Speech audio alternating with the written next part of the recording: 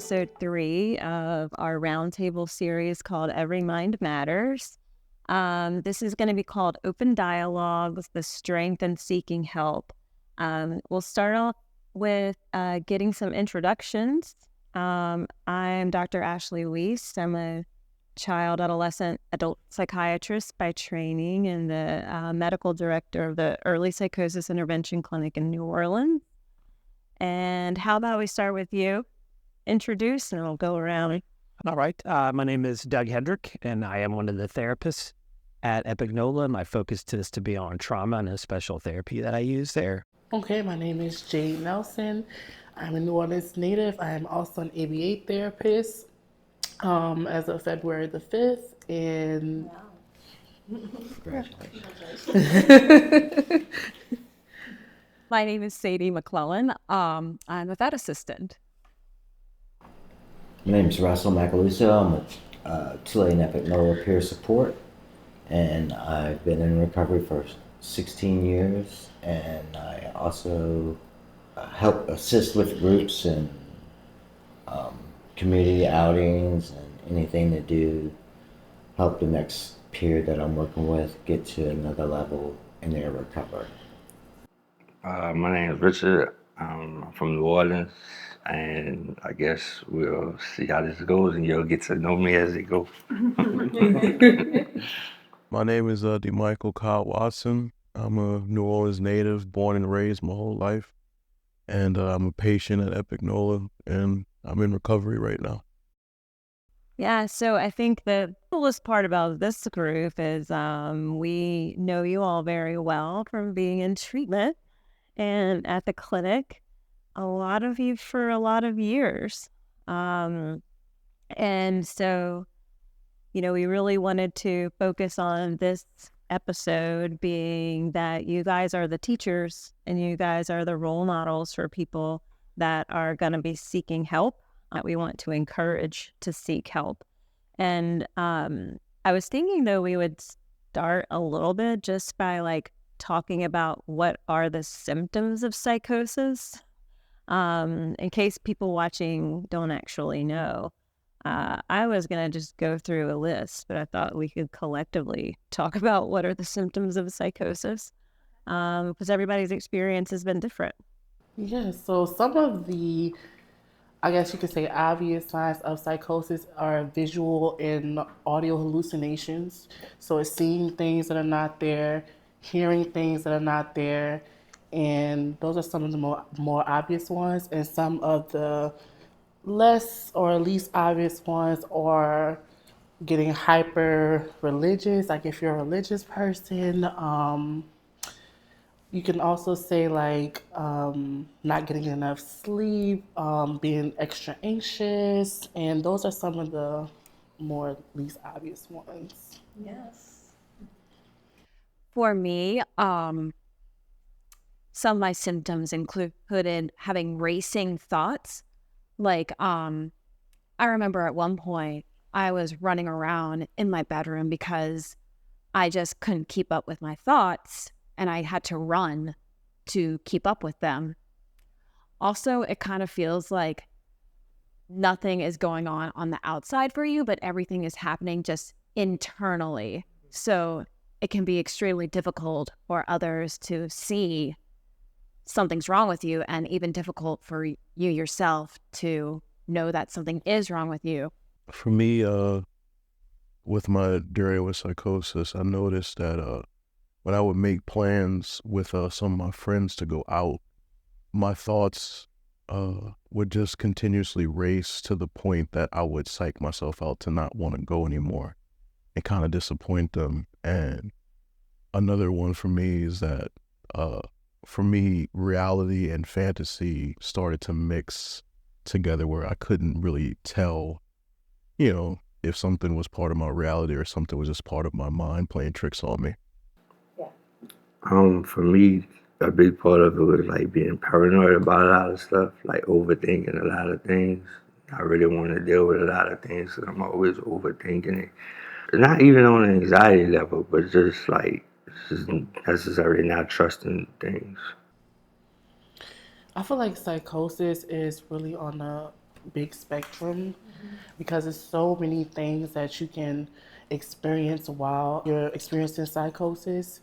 And so I think that is very important of like when you see the early signs, early symptoms, maybe reaching out to somebody or checking yourself into the hospital or reaching out for help because, it's very important when you're, getting to that point. And so it's imperative that you get that proper help. Yeah, some of the things that you guys mentioned are changes in perception where things like we're not sure if they're real or not, or in your imagination or not, or being kind of just stuck in your own mind, which makes you feel confused. And then feeling distrustful and a sense of paranoia, like you're the kind of center of attention for some reason. And then I think a lot of people think about the hearing voices and hallucinations part, but we have a lot of people at Epic that never hear voices as part of their psychosis. So that's kind of the common psychosis symptom, but actually it doesn't seem all that common actually in our clinic. For me, I didn't even know that I was, I guess, going through psychosis because I didn't have a word to describe how I was feeling. And it wasn't until I talked to another patient, buddy of mine now, he explained to me that it felt like an overwhelming force kind of on you. And when he explained how his psychosis was, it helped me understand like, oh, so that's what I've been feeling all these years, this like force kind of on me. And yeah, it's difficult to put those kinds of things into words because you do have some books and even some movies that do portray mental health issues, but oftentimes it's over exaggerated and sometimes you can't really feel like you identify with that. And so it's difficult. Yeah, like she said, it's on a broad spectrum. So somebody could be going through this, and you're like, "Oh, that's not what I'm doing." So that's not what I'm dealing with. But it's kind of the same thing. And I think that's what's amazing about everyone getting together and talking about it is because everybody has their own personal experience and their own way that they went through it, and and now is in recovery from it. Right.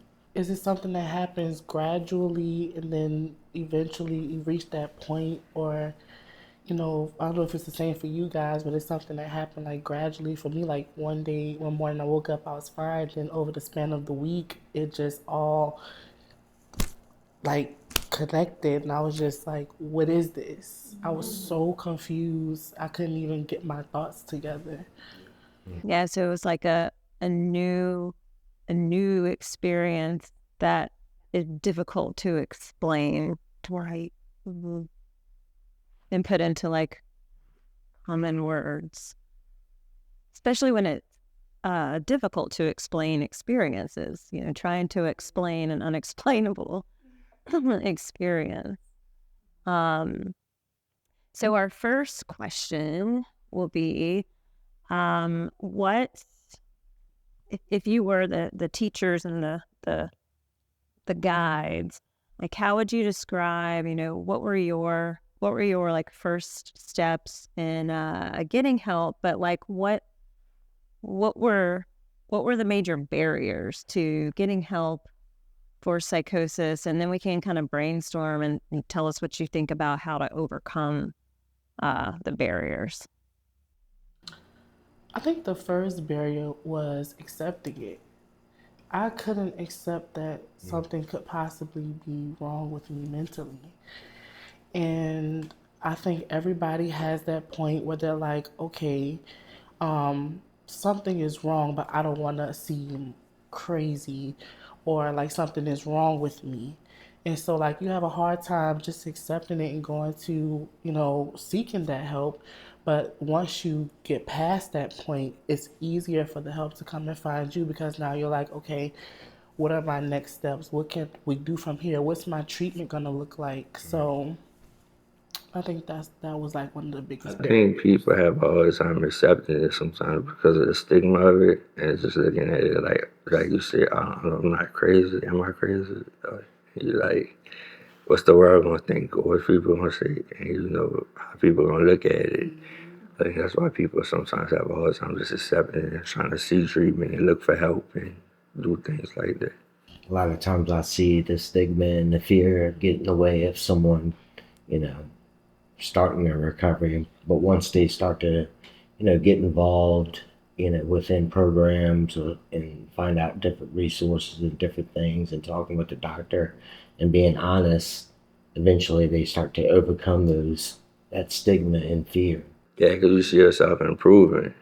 You see yourself getting better, and you like forget what everybody else talking about. I see what's going on with me, and I'm living a better life, so I ain't worried about it. So I'm good.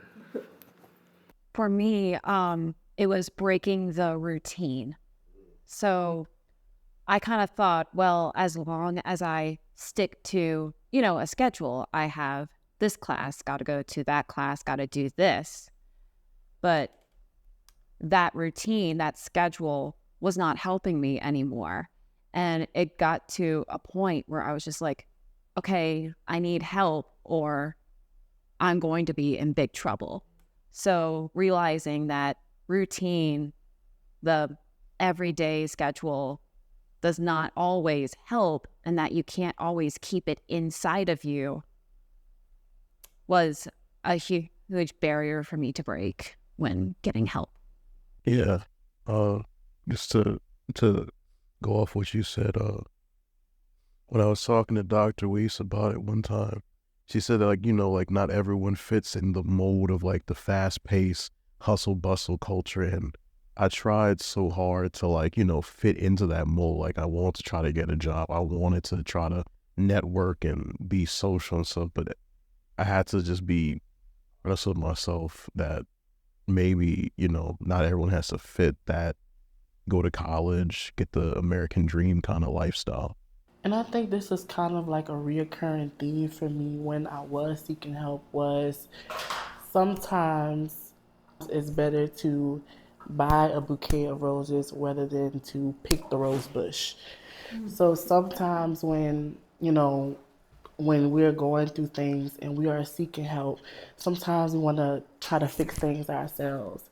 And so we constantly pick at it and pick at it and pick at it. But if you know anything about a rose bush, there's thorns on it. And so sometimes you can sick yourself, you can hurt yourself. And so seeking treatment is by far way better than self medicating or just gaslighting yourself into believing that you're better when in reality you're not. So that was a big recurring theme for me. And gaslighting was a huge thing for me, like something that I was doing to myself for a very long time. Tell me more about that. That's yeah, I mean, I think that everybody, it's kind of like a popular thing to talk about, it seems like, on social media right now. It's like everybody's being gaslit, but you guys just mentioned gaslighting yourselves. Yeah, I guess I'm not really sure like how to put this. Just like trying to explain my own emotions away, like, oh, like maybe these feelings aren't actually what I'm feeling. Like maybe there's like a different interpretation of it. Maybe my own interpretation isn't the correct one. So I think that's how I've been gaslighting myself, I think. I gaslit myself too. I know that's a popular buzzword, but when I was first in recovery, and I was first talking to Michael and Dr. Weiss, I didn't take it too serious. I was like, well, obviously, like, teens my age, they go through stuff. I was like, well, I don't need to take the medicine. I can just self-medicate, like Jay said. And I just kept lying to myself, and I wasn't taking recovery seriously because I was like, well, there's nothing wrong with me. I can just stop taking my meds. I can stop going to treatment and I'll be fine. But that was like one of the biggest lies I was telling myself. I think a lot of people do that till they actually give it a chance, so they actually see if it's gonna work and give it a shot. But I think a lot of people actually do that. I was wondering, um, when you were describing the rose bush analogy, it was so eloquent, and I started thinking about how a lot of the clients I see, for them, one of the barriers seemed to be just sort of acceptance of what is going on. And like, what did that look like? Did you struggle with that, or? So I think that a big part of why I had a hard time accepting it is because I also have a sister who deals with psychosis and paranoid schizophrenia. And so my whole biggest thing was like I was embarrassed. I was like, I was embarrassed of it at first if I could be transparent, and I kept saying like I don't want to be like her. And as shameful as that may sound, that was why I had a hard time accepting it, because I thought that because my sister was this way, um, you know, I didn't want to be that way. And so I was like, there's nothing wrong with taking your medicine and going to treatment, because you can live a normal life after you experience psychosis. And just because her tailored experience was like that doesn't mean my personal experience has to be like that way. So I think that's the biggest part for me. You know what's crazy? I dealt with like mental illness, seeing it like firsthand from somebody else in my family as well. But it made me kind of like look at it in a different perspective. Like I know where it could lead you if you don't go with it. So I'm like, let me give it a shot. Let me try it out, because I remember how it used to be when I was growing up and stuff like that, seeing it firsthand. So it was kind of different for me after I stopped telling myself I'm good and all that. I thought about that, and it made me really like look at it like I need to try this. So try to give it a shot. Well, family history and genetic history, a hereditary history is so huge for psychosis. And I don't think that people quite realize that. It's not all the time that, you know, you're asked, by doctors about your family history of mental illness. To grow up and maybe see someone you love go through it, and then also simultaneously reflect on like I could be at risk, is a huge thing to accept. I mean, it's tragic seeing people that you love go through it, but then having to deal with your own, like the own reality of your own risk is a risk that's kind of like partially out of your control. That's a big thing to deal with as a teenager, young adult. Yeah, it is. I've had family members who've had issues with mental health as well. And for a while I was kind of angry about it, in all honesty. But then I myself wound up in the hospital, and eventually that kind of actually made me a little closer to my family, because they were extremely understanding about it. And they always made sure, my mom in particular, always made sure that someone was coming to visit me in the hospital. Like my sister, my brother-in-law, and my mom and dad would always come to visit me in the hospital. Like I always looked forward to that in the hospital. So that was my experience. I think another great thing too is, having a peer support, within inside our program and dealing with it, and then, someone coming in feeling that they have the stigma or the fear or, the family or whatever it might be that's bothering them, then we're able to use our own personal experience to help that individual understand, like, I've been through this before, you're not alone, there's other people in the program. And then you kind of understand that you're not the only person in the world, because sometimes, like when I was not recovering, I felt like I was the only person in the world feeling that way. And then when I came to a program and started doing treatment, I was like, oh my God, there's a bunch of people out there that's struggling with the same thing, and I thought personally I was the only person in the world struggling that way. And come to find out there was millions of people, and we're all trying to do the same thing. we're all trying to recover from whatever it might be. And then, that fear starts to go away, that stigma starts to go away, and everything starts to fall in place. And then you feel part of something, whether it be a program, even the world, you start to find your place where you belong. And, because a lot of people have questions, well, what's God got for me? Or why am I in this world? And then eventually you start to realize, like, oh, this is why I'm here, to help the next individual that's suffering whatever I suffer from. So each unique story is like almost a gift to give back to someone. Yes. And I think that's like huge for all of us to get together and meet. Share stories. Right, share stories and stuff like that. All right. I'm going to ask you to deliver question 2 for the group. I think that's a great segue into the second question, because we look at where you all started as individuals was very different.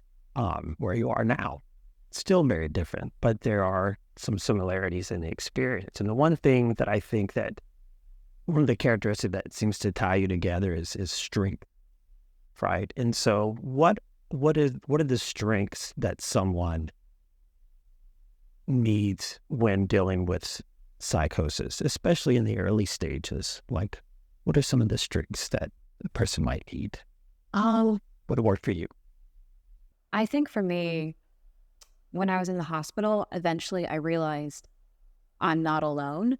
So yeah, going off on the sense of community, for me, just realizing, oh, I'm not alone. I can connect with people on these issues was something I took strength from. Perseverance and lots of tenacity. And I say that because oftentimes when you are finding the right treatment plan for you, you need to take different medications to find which one works for you, which is best, which one functions well with your body. And tenacity, because you need to know that even though I'm in this situation today, it can change tomorrow, it can change the next day, it can change in 2 weeks when the medicine finally starts to kick in and do its job. So I think that perseverance and tenacity will carry you such a long way when you're battling with this, psychosis. One strength I think is important is self-love and self-forgiveness. Because when I was like going through, the ringer and some of my less proud moments with psychosis, I thought that it was on me because, I started like hating myself for how I was acting and feeling regret and ashamed. But then, like, just I think maybe 2 or 3 days ago, my mom said something that sort of released me, where she said, Michael, you were going through something, like it wasn't your fault. You were going through a mental battle, and it kind of released me from all these self-doubts and all these self-sabotage that I tried to do. So I think self-love and forgiveness for yourself is really important. I think acceptance is a strength. It's something like what he said, just to accept it, try to move forward, deal with what you gotta deal with in it. I think that's strength. Because for me, like, I'd rather deal with it now, and I'm fairly young. I'd rather deal with it than be 20 years, 30 years down the line, steady going through the same thing. Or just deal with it now. I'm 50, I got 4 divorces, a prison term, a coke habit. And now I'm on to ask what's wrong with me. I just gotta accept it for what it is and try to deal with it. It sounds like there's a little bit of like opportunity in kind of facing it when you're young, which is the whole thing about first episode and early intervention. Yeah. And I think that being at I always call it the fallen action of your life, is that realizing that right after the fallen action, there's a rise, and then you're at the peak again. And so that realizing that, okay, although we're on this, we're going, I wouldn't say down, but, we're fixing ourselves to get back up again. I think that it's so important to just, like the Michael said, forgive yourself.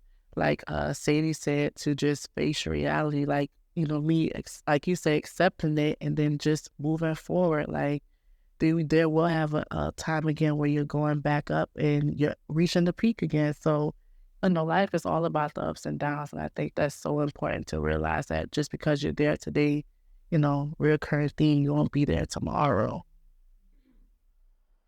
I think also, a strength could be like not only forgiving yourself, but forgiving others too, because people wasn't aware which things that you were going through or whatnot, or, but the biggest thing is forgiving yourself. It's sometimes, a lot of times, it's much easier to forgive someone else, but it's much harder to forgive yourself. Because you have expectations of yourself. Right.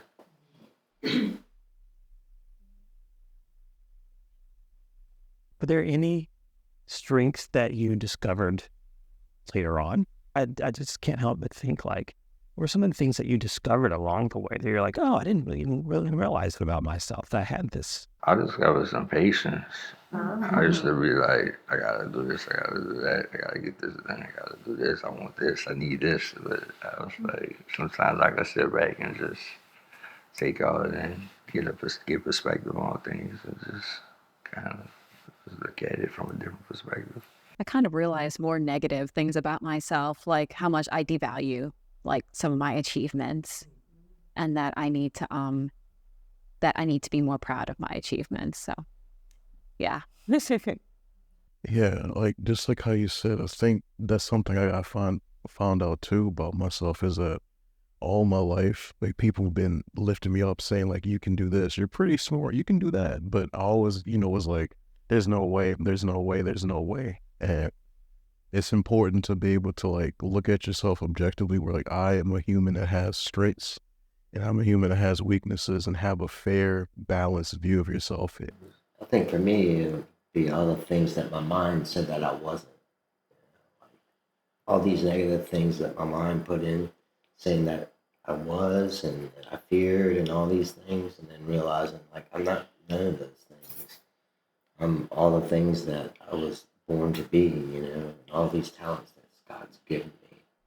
What I've discovered throughout my experiences, I do have a positive attitude, and that attitude has helped me out throughout this entire situation, because there are things out there that I don't know about but can be extremely beautiful. So just having that kind of attitude, I think, has helped me out in realizing, okay, there is something better. This doesn't have to be forever. It's a good thing.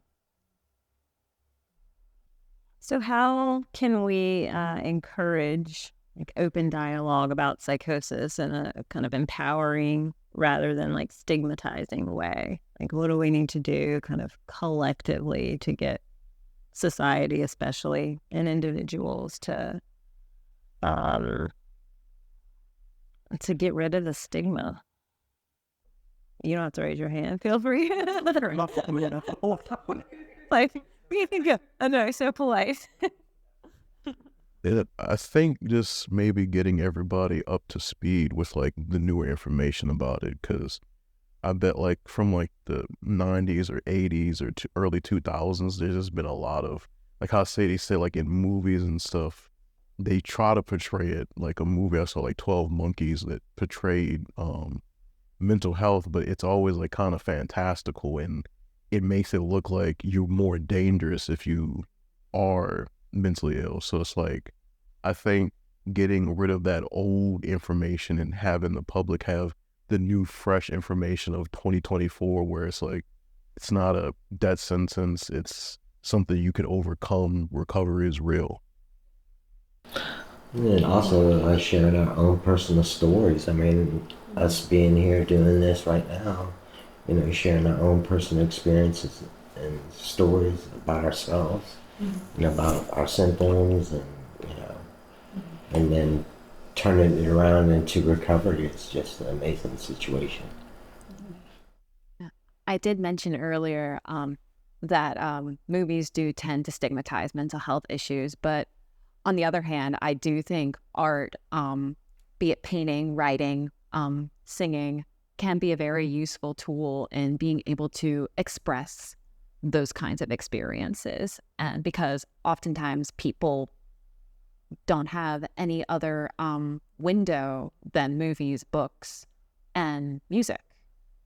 I think one of the first things we can do to stop the stigma behind mental health and really, come to something that's relatively close to, beating that is one, like, stop placing blame.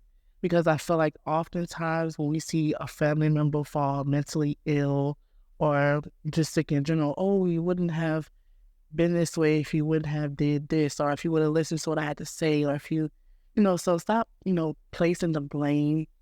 And then also I feel like we can come together, like the podcast and like with stuff like that, like Dr. Weiss hosts, like the In Our Minds stuff to kind of express the way we feel. Because like you said, art is expression. And so when you're expressing yourself, it allows people to see a different perspective of what they originally had in their mind. So. Yeah, that's so true. And I think having showing the reality of what recovery looks like, and just you guys sitting here all like beautiful and talented people, and helps push that agenda, that it is like an agenda that has to be thought. I have one last question, because we as a group kind of made an intentional choice from the beginning in starting the clinic to say the word psychosis, and to say it in a comment, it's like if we say it and talk about it, then we can destigmatize it. I get the feeling that people in the clinic are comfortable saying it too, because I've heard everyone say it in some kind of way. But what do y'all think about us, as what we do with Epic, what we do with Calm, with kind of taking that stance with saying the word to try to destigmatize it? I believe it's noble. I think it's amazing.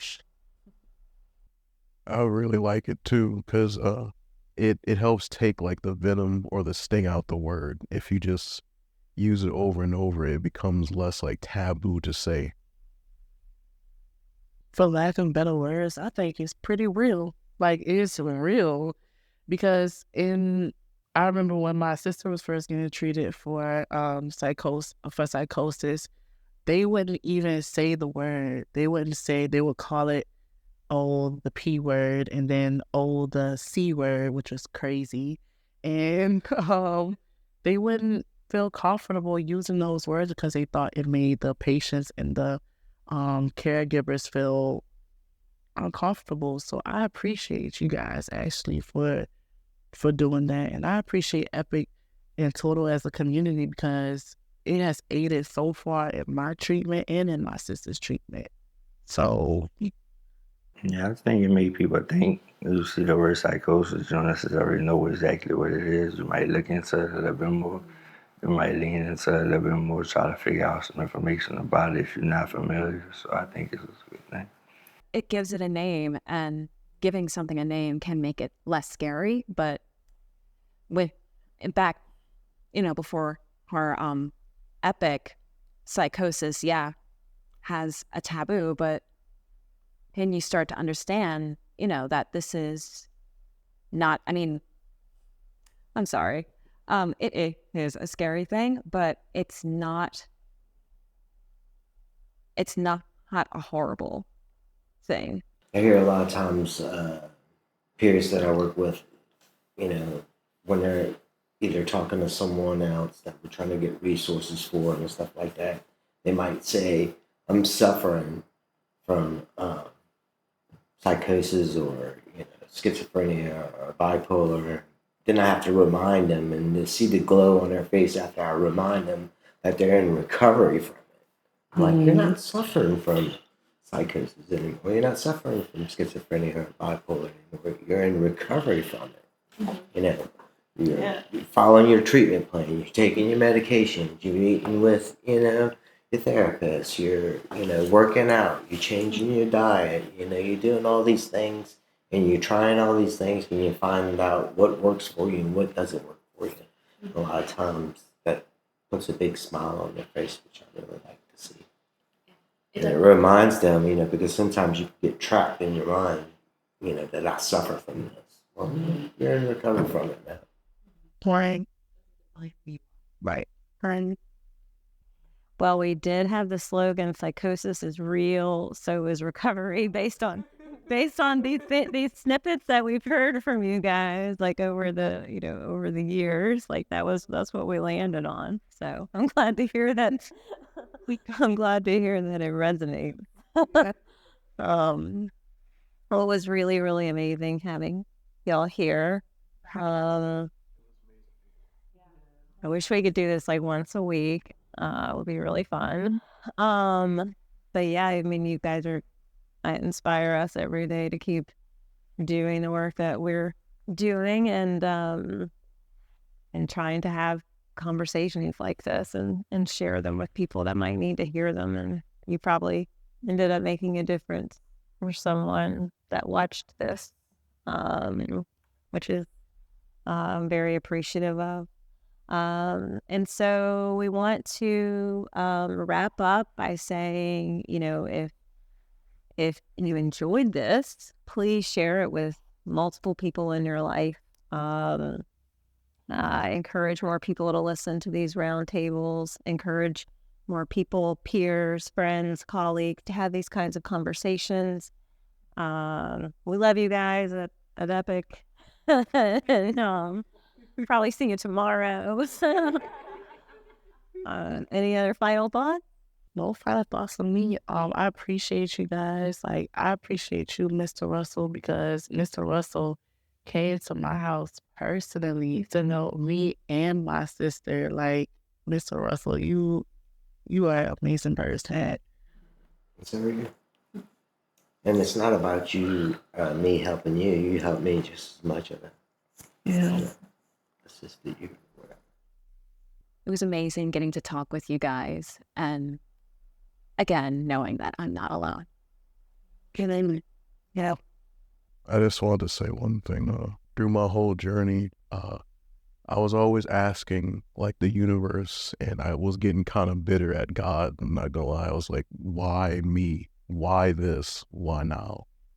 And it's just really awesome that now that I'm here and I'm in recovery, I can say that the reason why I went through what I went through was so that someone who's watching this, they can avoid the pitfalls I went through. So like how Russell said, it's always about using your own experience so that the next person doesn't have to fall into the same traps you did. So if this could save just one person, that means that my entire journey of everything that happened to me wasn't in vain.